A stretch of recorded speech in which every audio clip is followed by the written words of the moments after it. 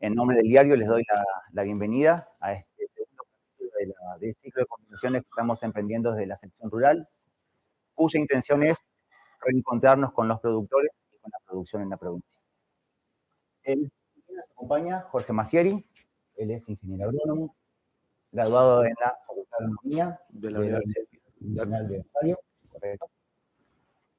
Productor agropecuario, es asesor privado, asesoró en varias regiones del país y en el exterior, y por supuesto es de la provincia de Río Negro.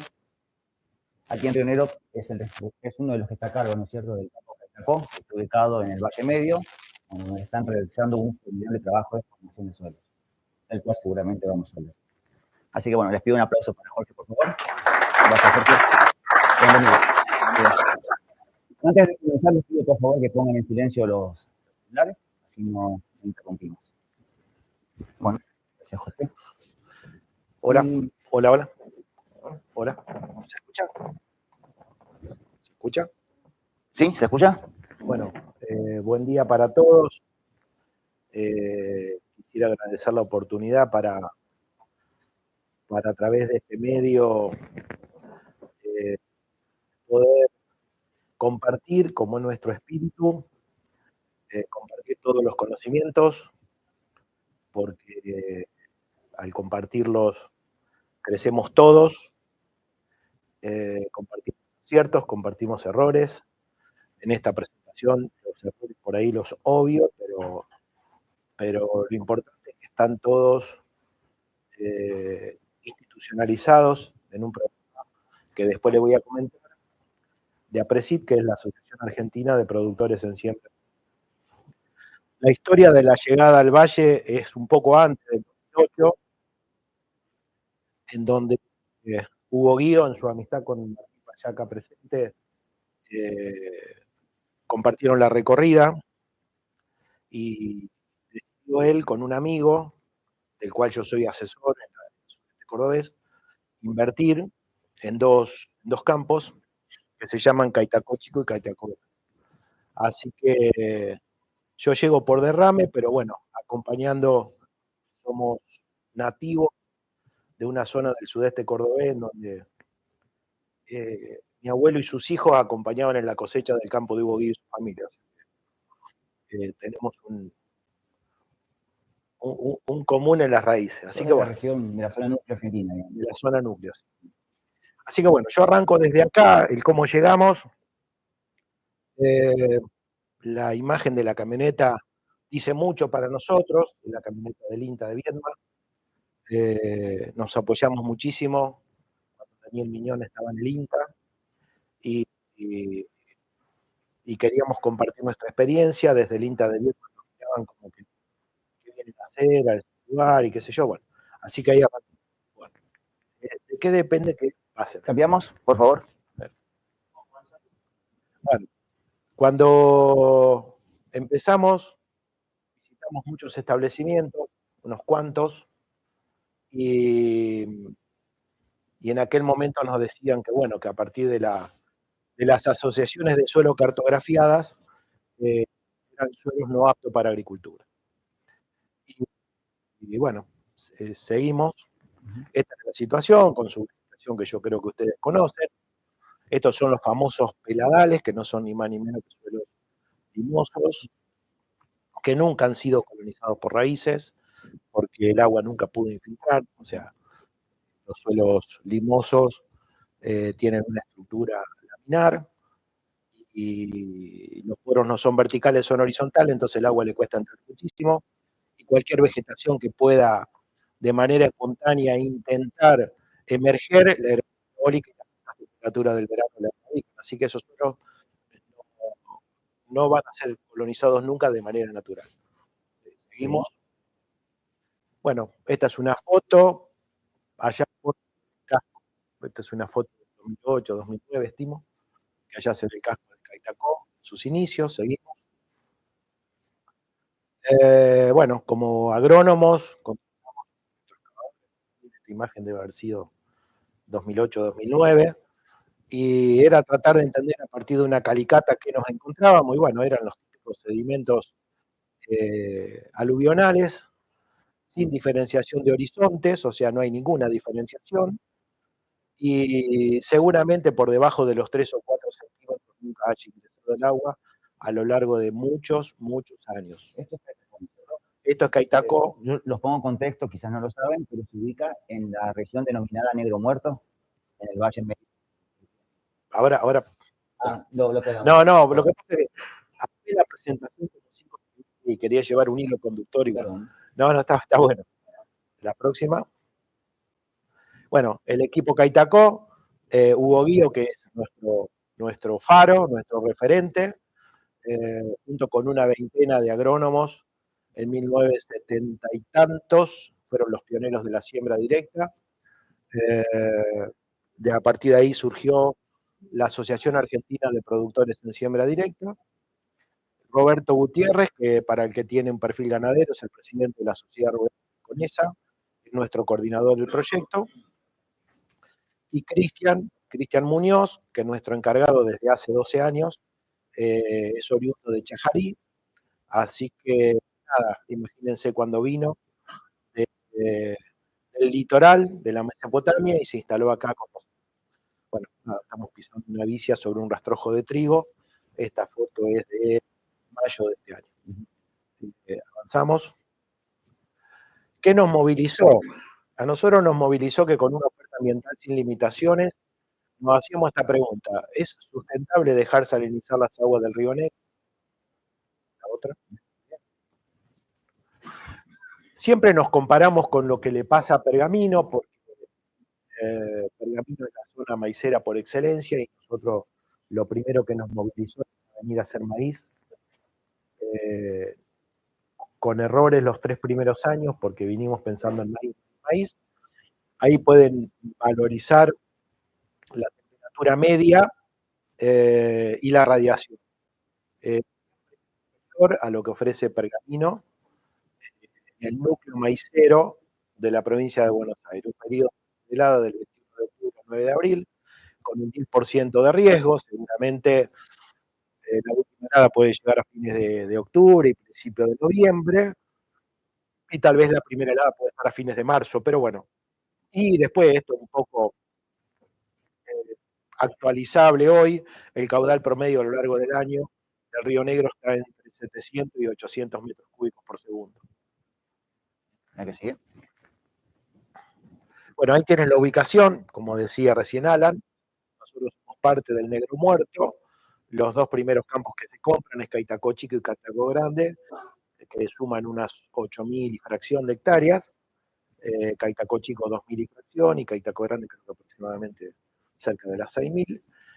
Y después se compra La Victoria, que es un campo que tiene casi 15.000 hectáreas, que tiene justo las asociaciones de suelo por cartografía.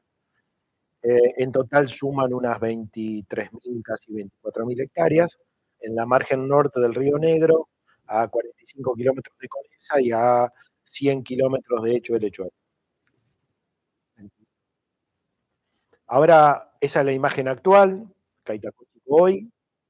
Podrán ver 3 pivots.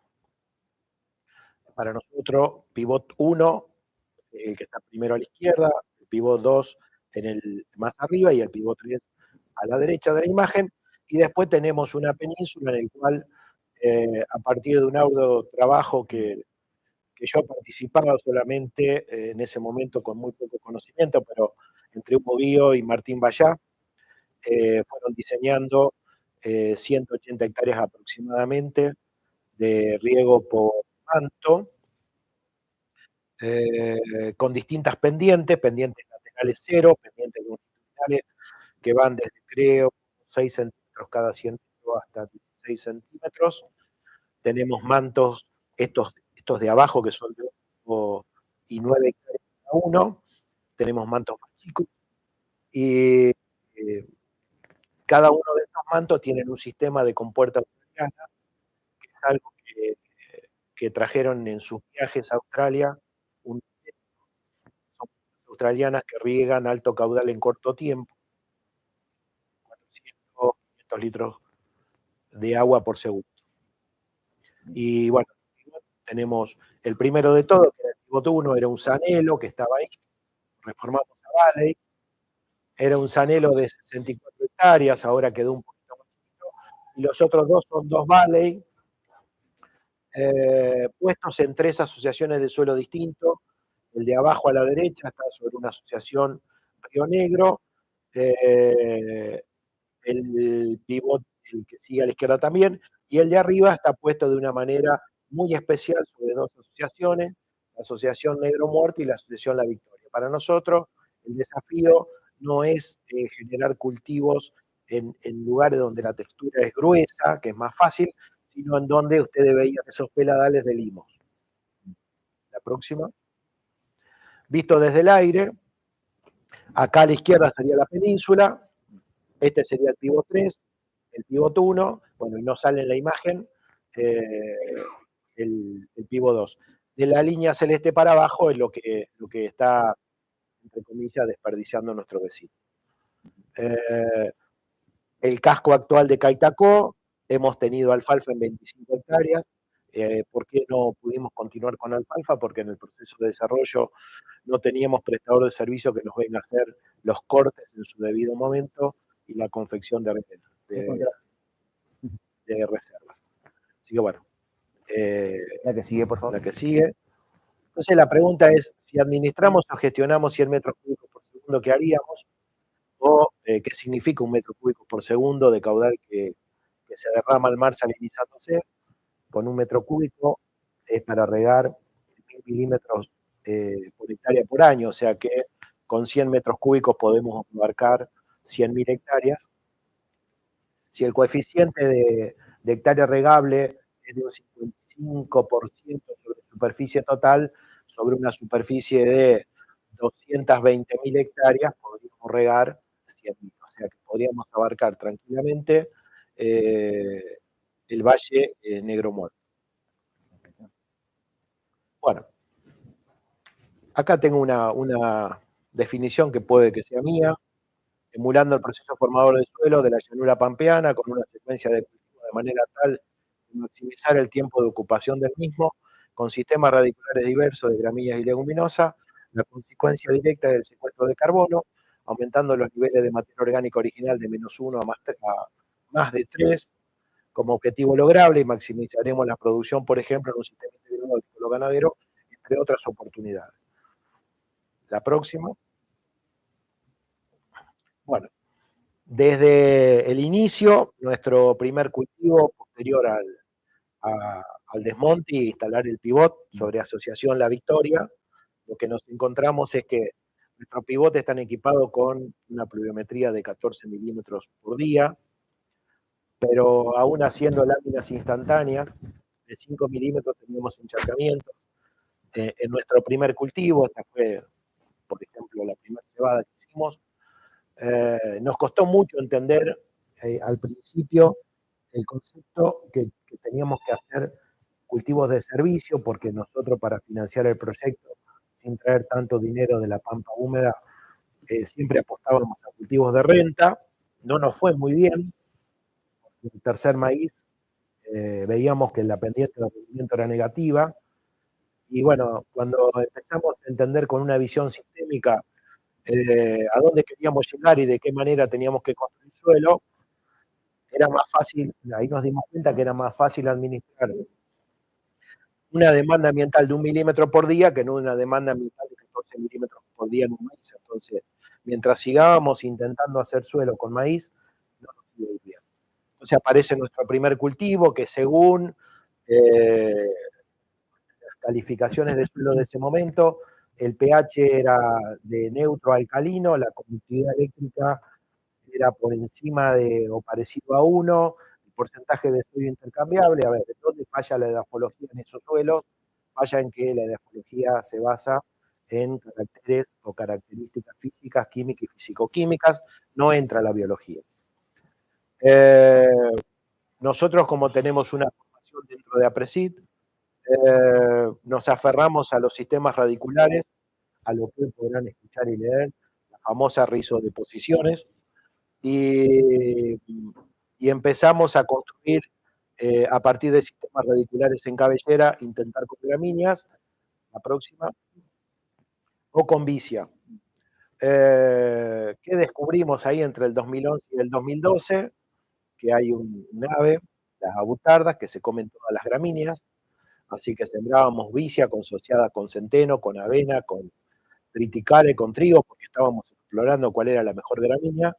Bueno, ellas hacían el trabajo de comerse todas las gramíneas, pero la vicia no le gusta, así que esto debe tener una fecha de agosto del 2012, y nos fuimos dando cuenta de que la vicia no solo que fija nitrógeno, sino que es un excelente recurso forrajero, en la cual es muy similar a una alfalfa. La próxima. La vicia deja un excelente rastrojo, que lo pueden visualizar en plantación de maíz. En sus comienzos probamos todos los cultivos, pueden ver excelente sorgo, maíz de Guinea, sorgo, maíz, todo viene bien, cerraba por todos lados la ambiental. Y bueno, y hasta que le fuimos encontrando la forma, foto de lata que hace muchos años me la saqué porque no tengo cámara,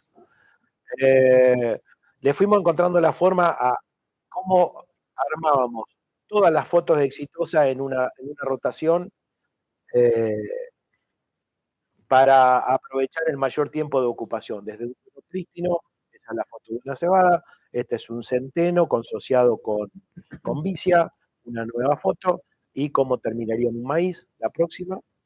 Le fuimos agregando con el tiempo, encontramos que nuestro producto de renta otoño-invernal es el trigo, eh, la foto de la vicia con centeno, pasamos a un maíz, la soja llega y después de la soja se hace la vicia sobre el rastrojo de trigo, después de la soja se hace el trigo y después se hace la vicia y las vacas participan de este modelo.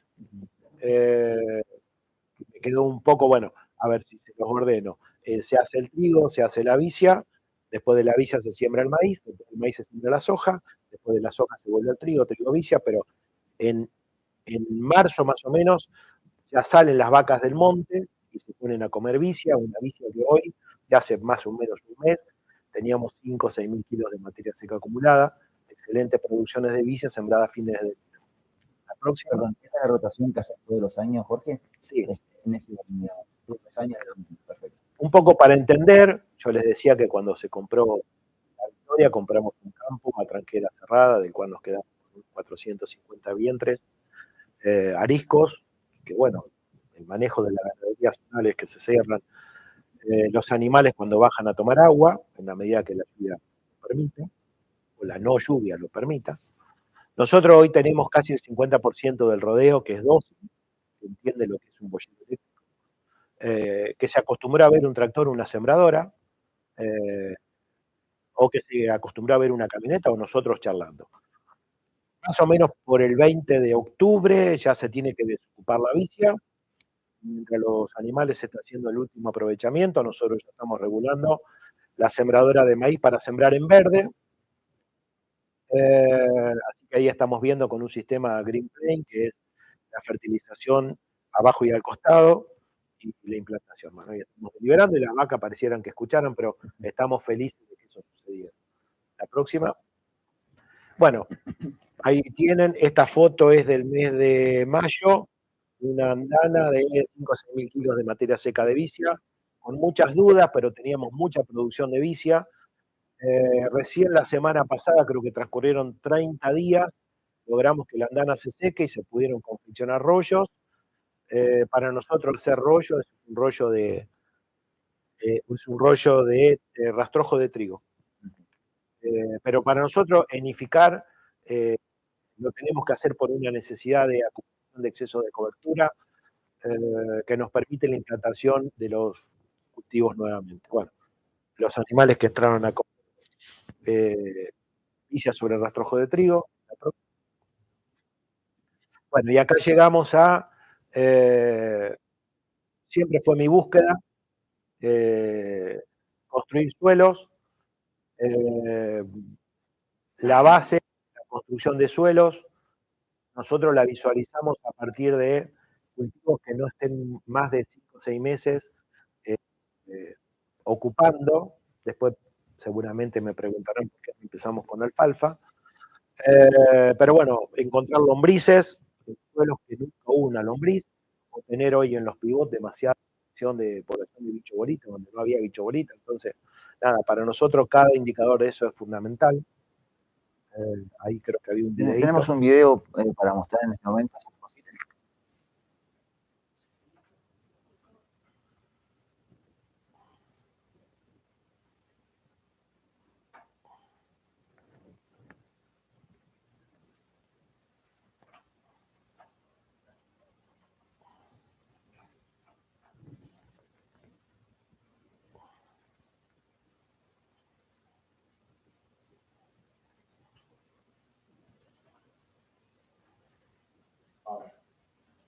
Los primeros centímetros del suelo, la generación de suelo, va rompiendo, se va haciendo y va rompiendo de manera gradual la construcción de suelo que estamos haciendo en esta situación agrícola.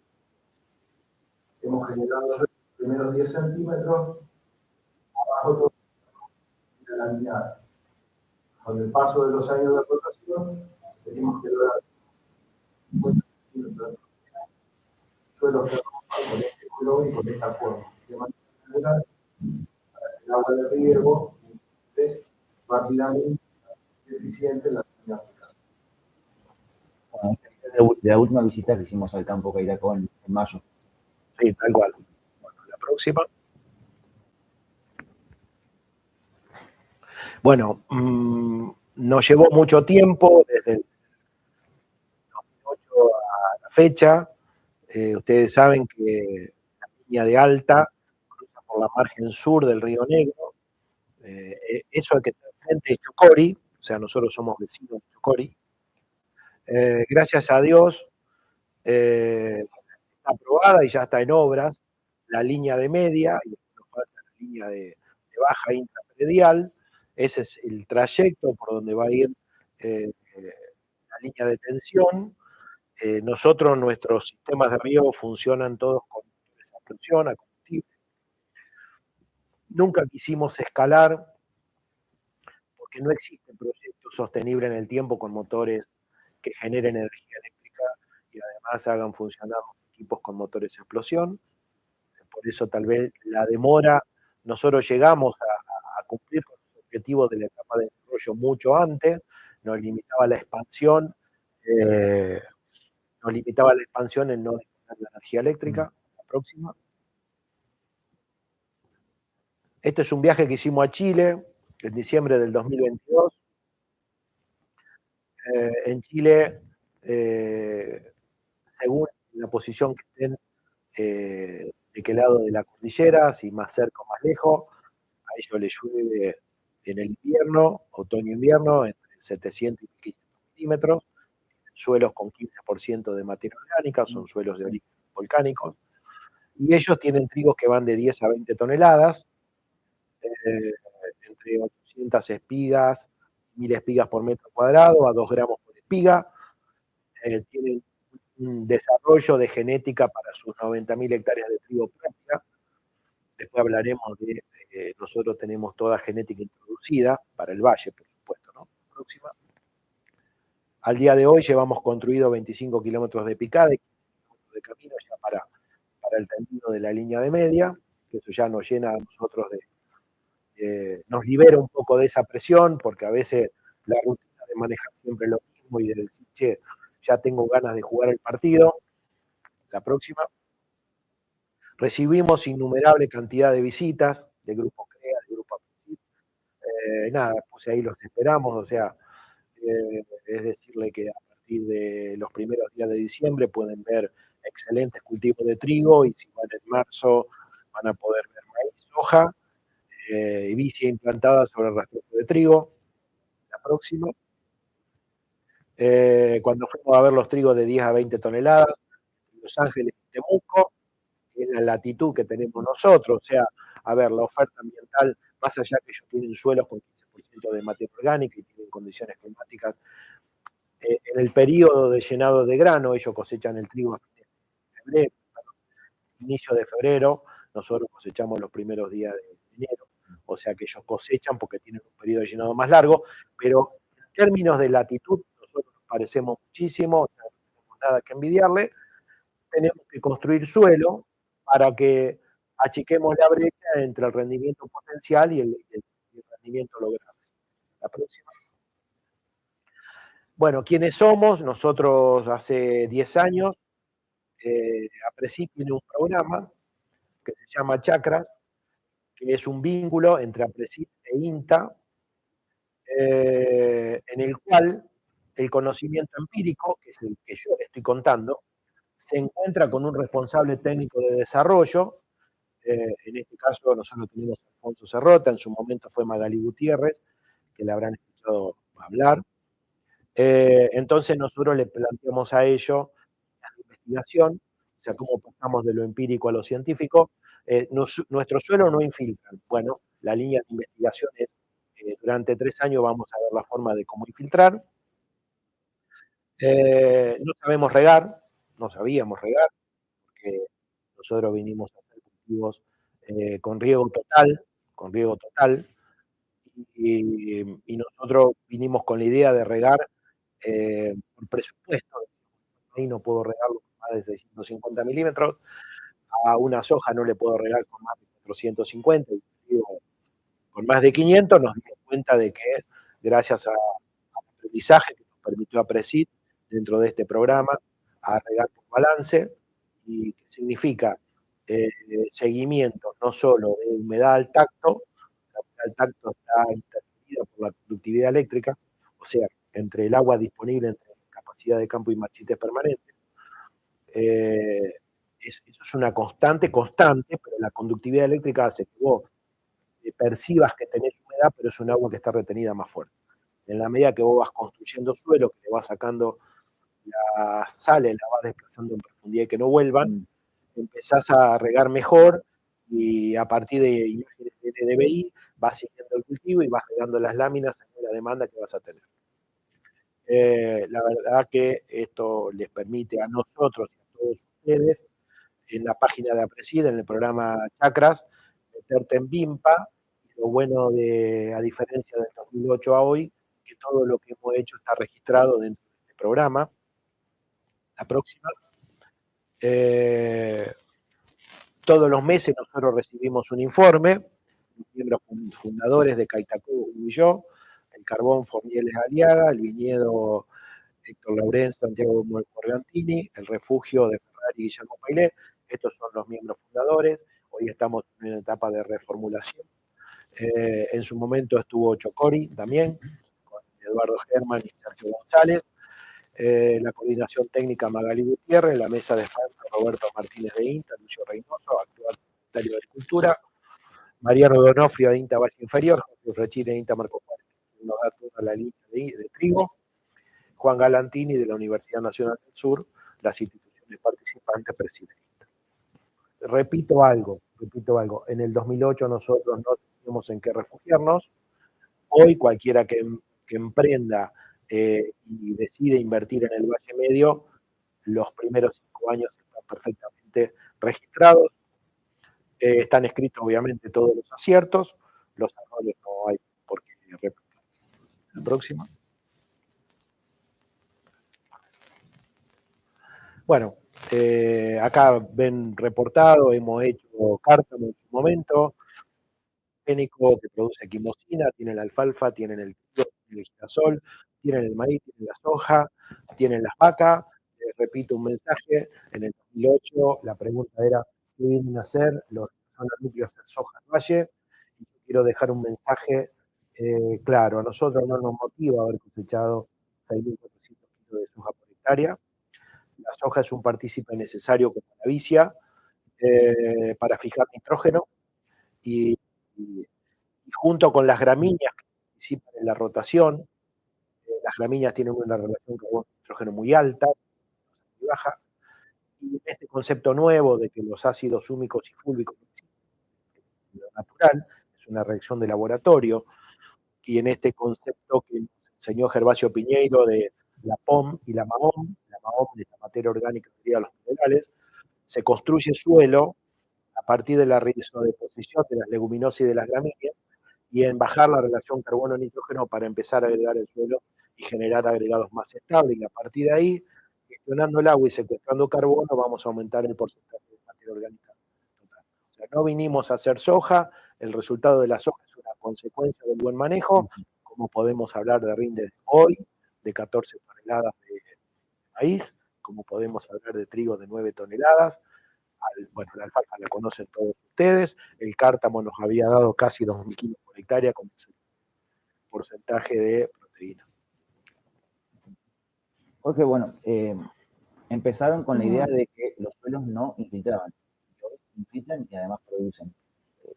¿Cuánto tiempo pasa desde ese momento inicial hasta que el suelo logra expresarse productivamente? O en su caso particular, ¿no? Bien, primer punto, después de haber recorrido bastante, apostamos a pivot, no avance frontal. Intentamos riego por goteo enterrado, tenemos 22 hectáreas de riego por goteo enterrado, que una inversión en su momento de $80.000, que nada, la búsqueda era instalar el agua en la matriz del suelo, sin tener suelo, grueso error. Cuando no tenés suelo, al agua le era más fácil subir que bajar gravitacionalmente. O sea, ustedes entiendan que cuando el suelo no está agregado y no convertimos los poros de horizontal a vertical, el agua no entra, y nos generaba todos unos volcancitos que cuando paraba el equipo de riego, se evaporaba el agua y no salinizaba el suelo. Intentamos, pero era muy difícil porque no lográbamos la búsqueda. Entonces, nos costó entender también en un principio, yo voy a reconocer todos los errores para facilitarle la tarea, de que se construye suelo con cultivo otoños invernales, cualquier gramínea, en su principio asociada con vicia o no, pero es la gramínea la que realmente actúa, con 1 milímetro por día va creciendo las raíces. Las raíces crecen porque hay agua, no buscando agua. Entonces, va acompañando con láminas livianas sin que se encharque, vas acompañando ese desarrollo radicular. En un primer año podrás colonizar 20 centímetros de suelo, al segundo otoño-invierno colonizarás otros 40, otros 20, perdón, no 40, y en un tercer año ya puede entrar un trigo como cultivo de renta y habrás alcanzado con el sistema radicular 60 centímetros. ¿Por qué es importante tener suelo? Porque por más que vos tengas una lámina de 14 milímetros a veces, no te llega a cubrir la demanda de un cultivo estival. ¿A quién le pedís agua si no te la da el equipo de riego? A un agua de barbecho que acumulaste previo a la siembra. Entonces, si vos en 60 centímetros acumulaste 60, 70 milímetros, podés asistir en momentos de rotura de equipo o de alta demanda ambiental, el cultivo no atraviesa un estrés y lo subsidias. Y por eso aparece el concepto de la importancia del suelo y la generación del suelo. En 3 años tendrás tu primer maíz que te podrá generar una renta, en 5 años ya tenés un maíz que te puede dar 9, 10 toneladas. Vos decís, 9 toneladas, sí, pero lo que pasa es que tenés un rendimiento potencial de 22 toneladas. O sea, 9 toneladas está al 45% del camino. El rinde potencial y que vos alcanzaste está muy abajo.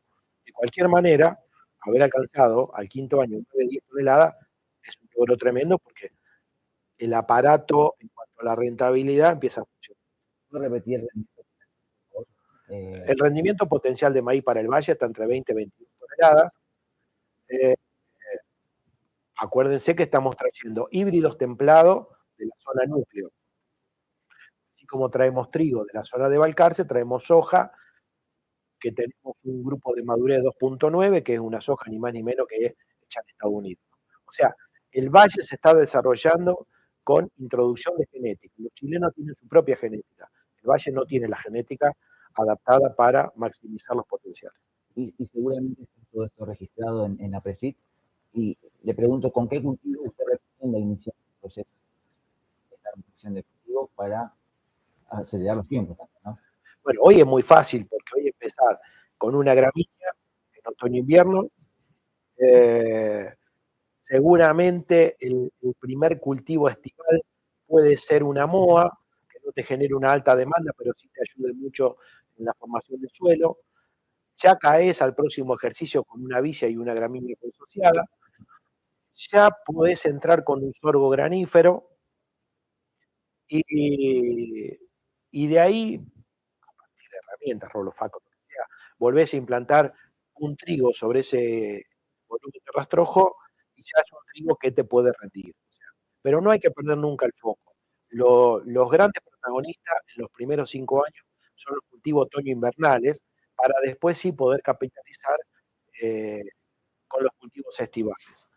La pregunta, ¿por qué no empezamos con alfalfa? Porque los suelos no infiltran y encharcarse. Eh, la alfalfa no aguanta. Nuestros suelos son de valle, aluvionales, limosos. No son suelos de barda de textura gruesa. Son dos conceptos distintos. Entonces nosotros no podemos empezar con una alfalfa en el primer año porque no nos va a ir bien, porque las producciones, ustedes saben que según la profundidad del suelo vamos a tener 10% de floración, botón floral y a lo mejor 100% de floración. O sea, no vamos a hacer suelo y no vamos a tener buena producción de materia seca. La alfalfa puede llegar una vez que, igual que un cultivo estival, al cuarto o quinto año, cuando ya haya una oportunidad para que todos los sitios sean colonizados de la misma manera. ¿Ustedes ya tuvieron experiencia con alfalfa en Caitacoca?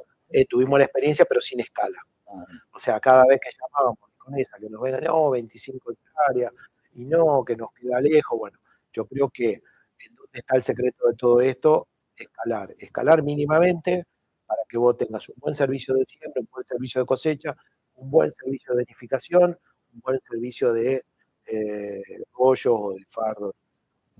Entre los cultivos anuales típicos de la zona núcleo, ¿cuál cree que es el que más potencial de rendimiento tiene en la región? El maíz, porque el maíz es una gramínea que por lo que veíamos, por radiación, por amplitud térmica, por heliofanía, porque es una planta que fotosintetiza 1 hora y media más que en la zona nuestra y respira 1 hora y media. A ver, el rendimiento se construye entre un balance de fotosíntesis y respiración. La planta durante el día acumula y de noche respira y consume hidratos de carbono. Cuanto menos respira la noche, más rendimiento. Entonces, en la medida que nosotros tengamos un suelo, el maíz es el que más te lo va a dar. ¿Por qué? Porque la ventana de siembra te lo permite y vos podés estar al 10 de enero en BT o R1, plena floración. En cambio, y la caída de la radiación a partir del 15 de marzo no le pega tan duro como le puede pegar a otros cultivos. Bueno, retomando el tema alfalfa, sé que en la región se logran contenidos de proteína muy elevados. Mi pregunta es, además de los altos rendimientos, esta oferta tan generosa de los valles irrigados, ¿se traduce también en diferencias de calidad nutricional, por ejemplo, en la alimentación de ganado? Dos cosas. Primero, que se traduce en la alimentación de ganado y segundo, que se traduce en posicionarte con un producto con calidad de exportación.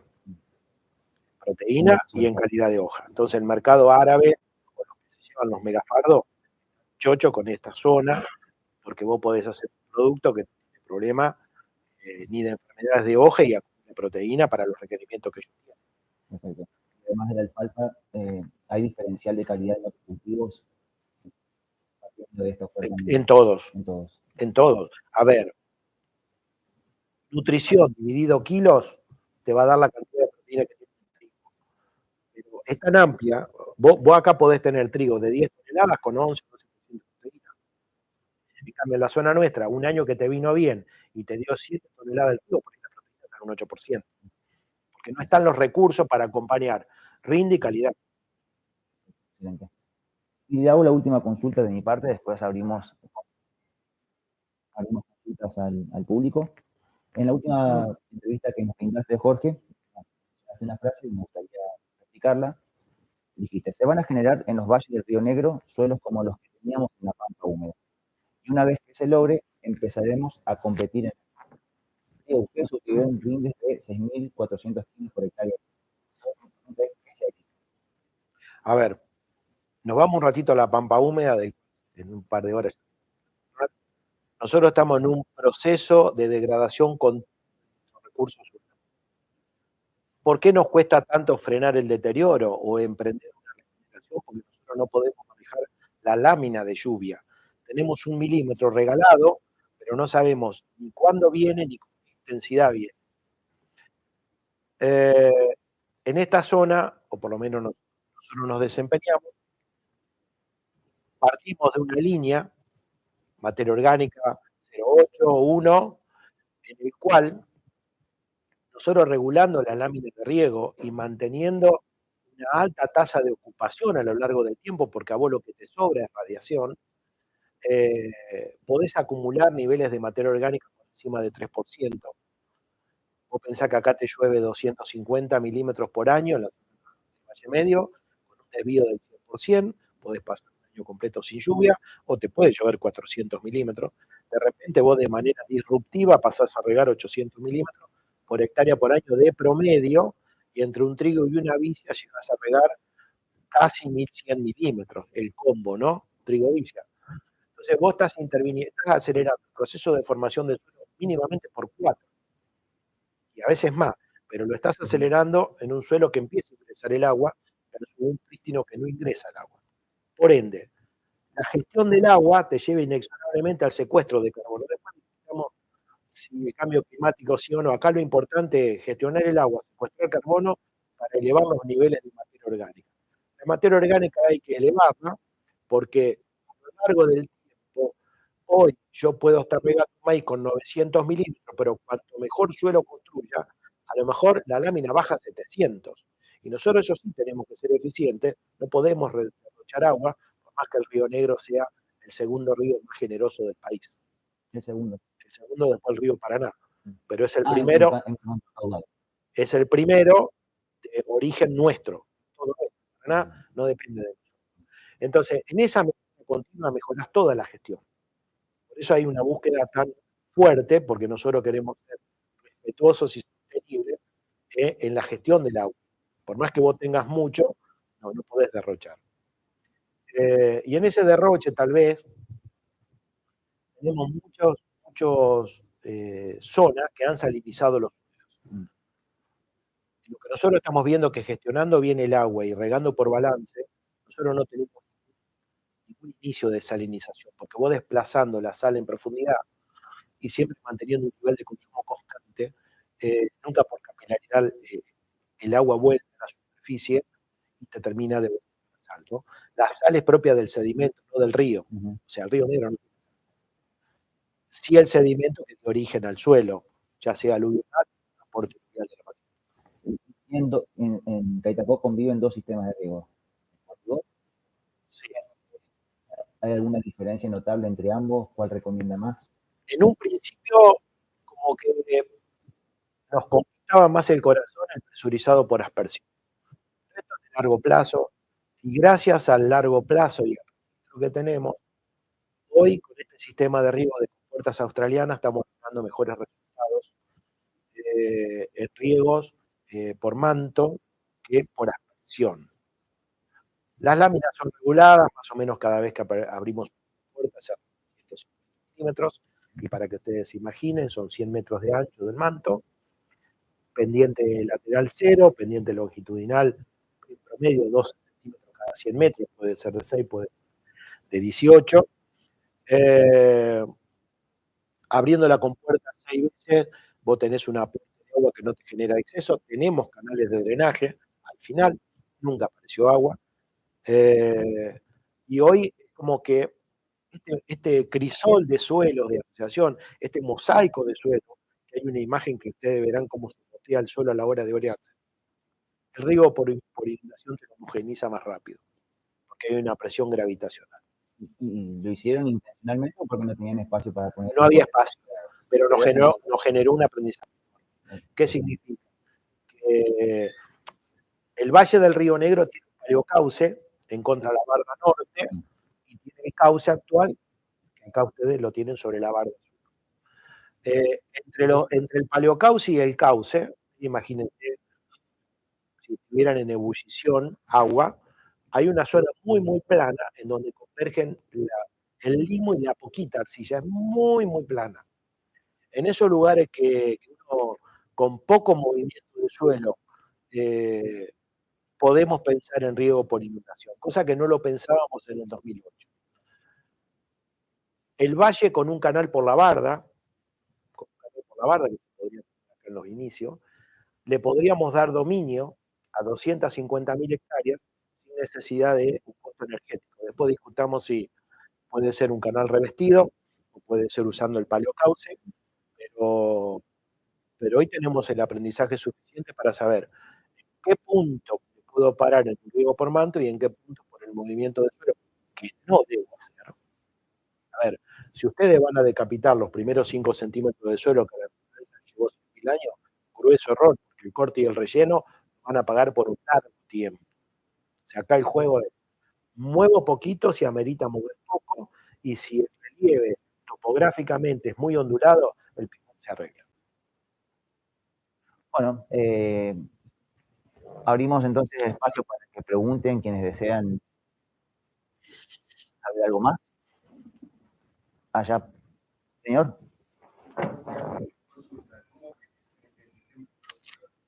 La incorporación de legumbres invernales.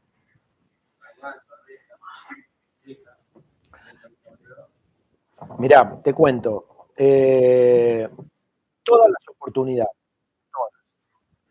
todas las fotos de cualquier cultivo otoño-invernal y primavera, todas cierran. El tema es que tú armes tu película, cómo armás la rotación, cómo la armás. Yo te muestro nuestro esquema, que es el que nos permitió generar el desarrollo para esta escala. O sea, nosotros hoy tenemos Roberto Gutiérrez, coordinador, Cristian encargado, tenemos entre el riego, sembradores, 3 personas más. Nosotros tenemos una estructura pesada para lo que hacemos, pero ameritaba tenerla para generar el desarrollo. Esto te rompe la cabeza porque acá tenés todas las oportunidades. Lo único que te va a costar es adaptar, como te dije, introducir genética que no se hizo acá, porque lo disruptivo de acá, en que todos los cultivos encuentran una oferta ambiental que no están preparados. Es como que a vos te abran la luz y te candiles. ¿No? Nosotros es como que lo normalizamos, pero nada, desde fruto seco o fruta de carozo y pepita, acá te podés deslumbrar con cualquier cosa. Nosotros hemos hecho, te cuento una, intersiembra de trigo sobre alfalfa. Cortado el ciclo de alfalfa de 6 años es muy complicado, no quiero llegar al tema de regi vertedera, pero una alfalfa de grupo 6 con latencia, la suprimimos con un herbicida de contacto, sembramos trigo, cosechamos el trigo en enero y en febrero teníamos alfalfa para cortar de nuevo. Ese es el mensaje, ese es el mensaje. Sobra oferta ambiental, sobra. No, los suelos no se formaron descansando, eso es el proceso formador de suelo de la pampa húmeda. No le demos descanso acá, no tiene ningún sentido. Ustedes son competitivos hoy con esta liberación de la energía. En la zona de San Luis no pueden regar complementario por el costo energético de regar láminas de 300 milímetros. Nosotros acá podemos regar sin mayor costo 800 y 900 milímetros.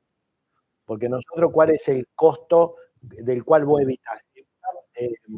Evitar levantar la columna de agua. Entonces, ese es el mayor costo. Entonces, seguís estando con 1 milímetro de, decimos, finales, será 1 milímetro de 50, 55 centavos de dólar. Cuando en otras situaciones, como San Luis, están hablando de más de $1.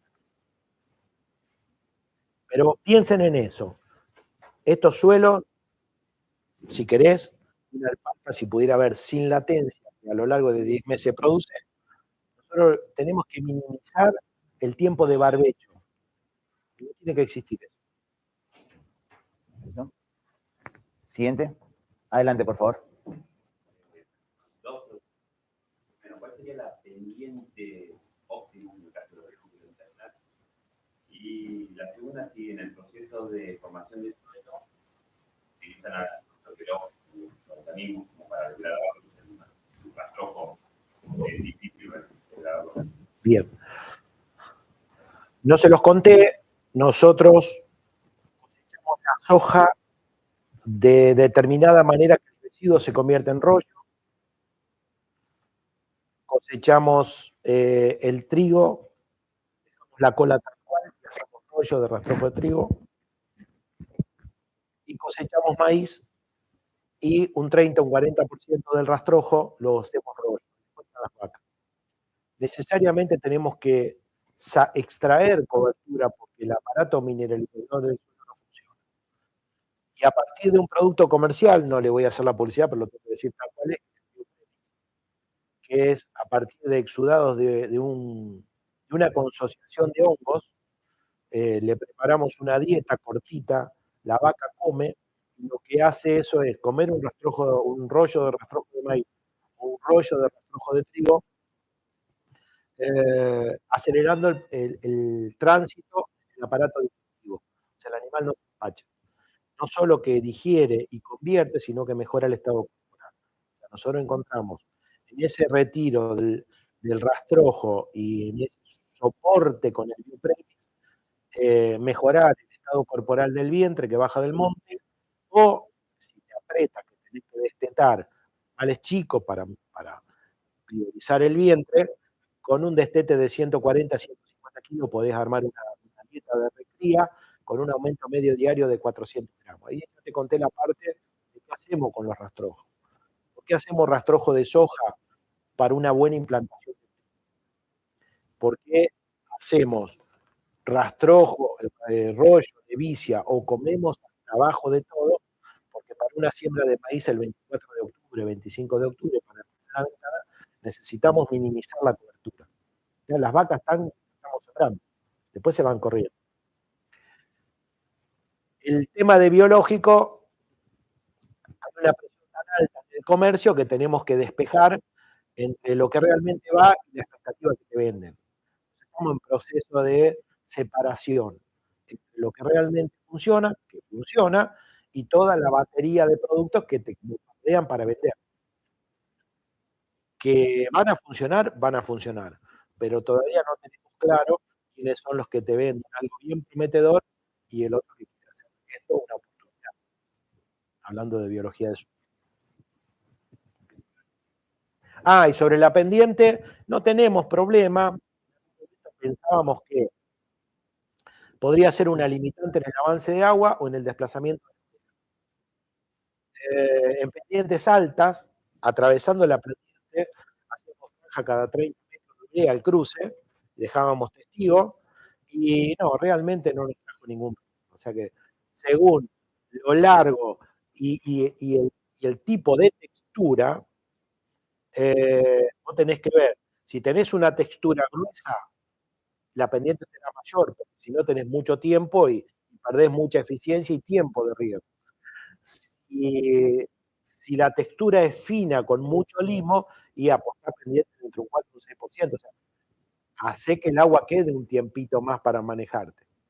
Y algo que nos quedó como aprendizaje, a la hora de diseñar estos sistemas de riego, hagan un perfil cultural para ver si debajo de los 30 o 40 centímetros de sedimento no tienen canto rodado, porque a veces, si no hacen una buena caracterización, puede a lo largo de 5 o 6 años quedarse empantanado, que el agua no avanza más allá de medio manto, porque tenés mucha agua que percola en ese lugar. O sea, es ahí donde uno define si será por aspersión o será por inundación.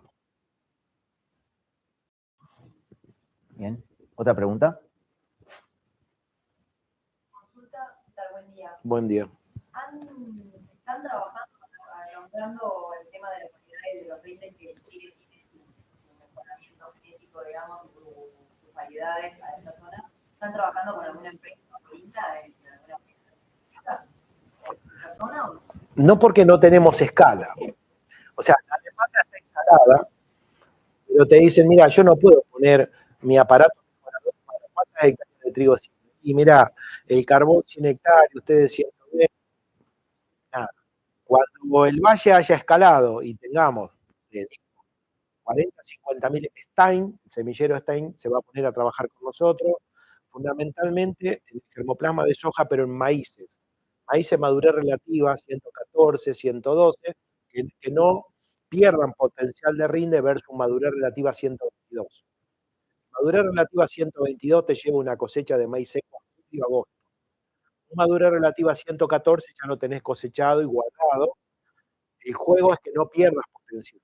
Pero está importante, lo puede, y lo digo con nombre y apellido, porque ellos vienen de la misma latitud al norte contra Canadá. Entonces ellos sí trabajan con grupo de madurez soja desde 0 a 3 y en maíz en madurez relativa desde 104 a 114. Yo creo que de a poco los proveedores de genética te van a ir acompañando.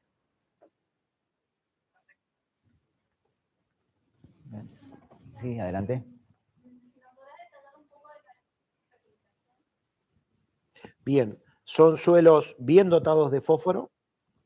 Es muy difícil hacer análisis de suelo porque al ser suelos aluvionales y con un pH tan variable, ni Olsen ni Gray se pusieron de acuerdo en cómo detectar el fósforo. Obviamente que lo usamos como arrancador y en maíz, de 60 kilos de monomónico por hectárea. Azufre, arrancador y en maíz, no hace falta porque el Río Negro menos te tendría que estar dejando 50, 60 kilos de nitrógeno, según cuánta extracción de la parte aérea, porque la parte aérea juega también su papel fundamental en el retorno del nitrógeno al suelo, no solo las raíces y la rizodeposición, sino la parte aérea. Los maíces estamos usando 500 kilos de urea y en trigo 400 kilos, 450 kilos de urea. La urea en maíz se va aplicando a 3/3, la lámina de arriba que se van aportando. Y estamos trabajando con zinc, como micronutriente, y el resto de los micro, el potasio como macro no es limitante. Y de los micro pareciera ser que el único hasta ahora es el zinc. Tenemos ensayos, todavía no le dimos escala porque nosotros que estamos buscando 3 años de repetición, pero si se meten en la página de APRESID, en el programa Chacra, BIMPA, que es el Valle Irrigado Patagónico, la mano de Alfonso Cerrota en este momento, que ya debe cumplir 3 años con nosotros, y Magalí Gutiérrez en la etapa anterior, van a poder ver los ensayos de nutrientes. Perfecto. ¿Otra pregunta? Respecto al riesgo gravitacional, hizo mención de las compuertas australianas. ¿Podría hallarse un poquito más cómo es eso? Dijo que las avieras cerraban para actividades mientras se cargaban. Sí, Martín, ¿me podés dar un soporte? Disculpa que Martín Vallá está presente. Martín Vallá es el que nos acompañó en el diseño de las compuertas australianas.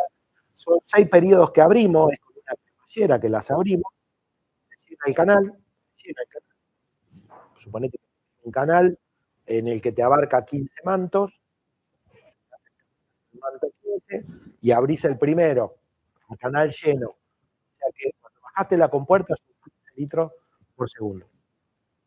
Hasta un momento que el regante tiene un palito. Cuando el agua llega hasta ese punto, cierra, deja llegar el canal y abre la segunda.